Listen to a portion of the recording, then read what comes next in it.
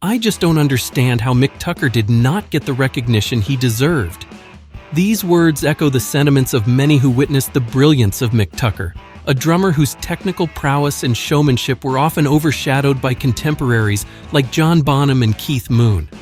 Despite his impeccable timing and mesmerizing stick twirls, Mick remained an underrated talent. In this video, we delve into the life of Mick Tucker, exploring his journey and showcasing why he deserves to be remembered as one of the greats. Before we begin, please support my channel by clicking the like and subscribe buttons. Thank you. Mick Tucker's life began on July 17, 1947, in the vibrant district of Kingsbury, northwest London, England.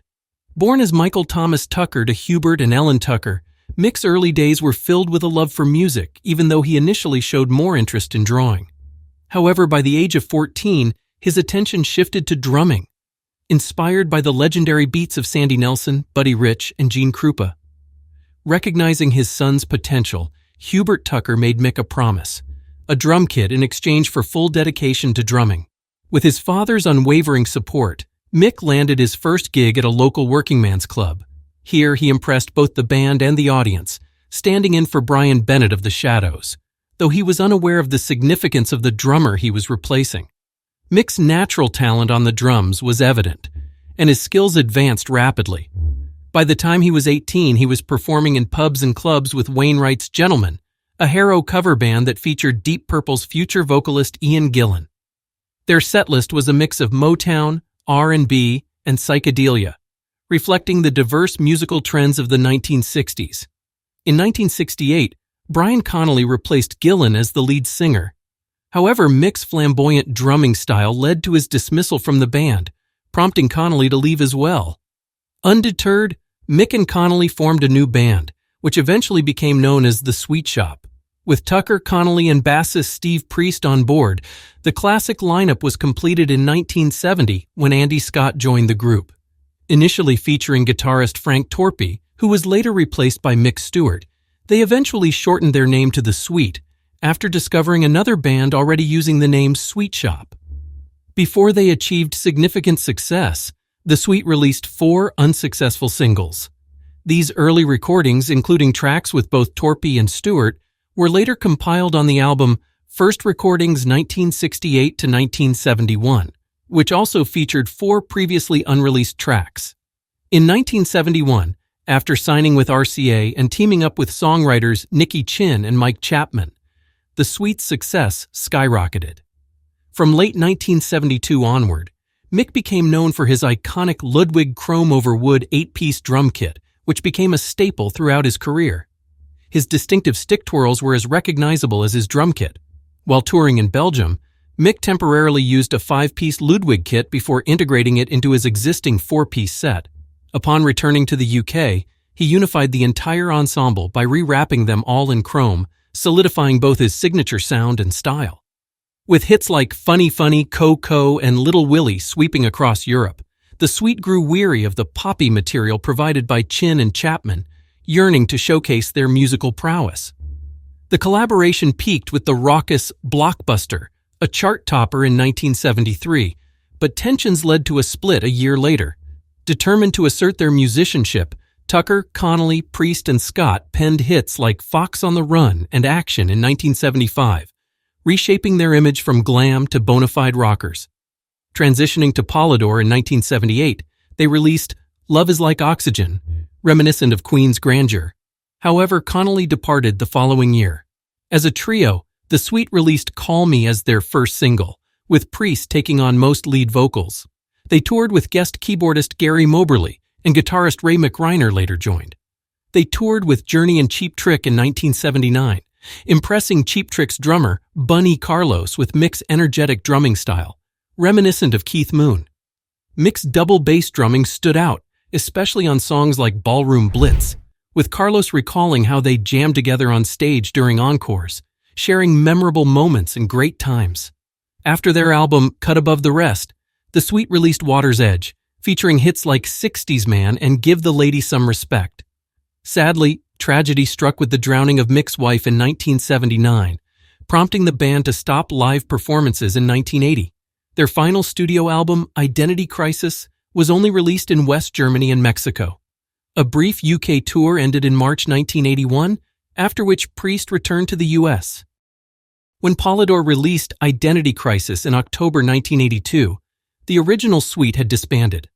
Subsequently, Mick joined the band The New Monure until 1986, when he and Andy Scott reformed Sweet, competing in the Nostalgia circuit alongside the new Sweet, fronted by Brian Connolly. Scott and Mick's new version of Sweet included Paul Mario Day on vocals, Phil Lanzon on keyboards, and Mal McNulty on bass.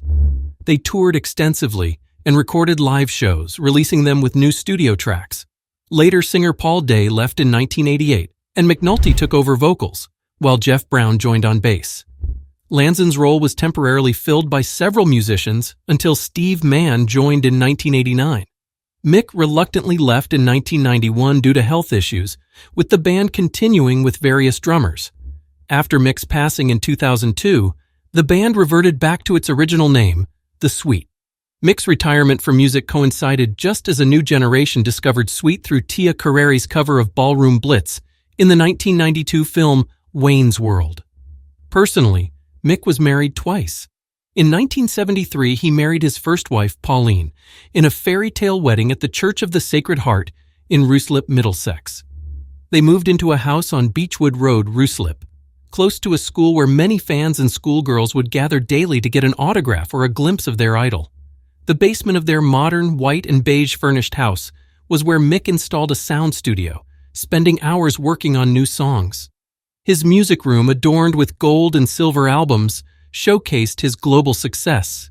Yet he found solace in playing tennis, collecting glass figurines, and cooking.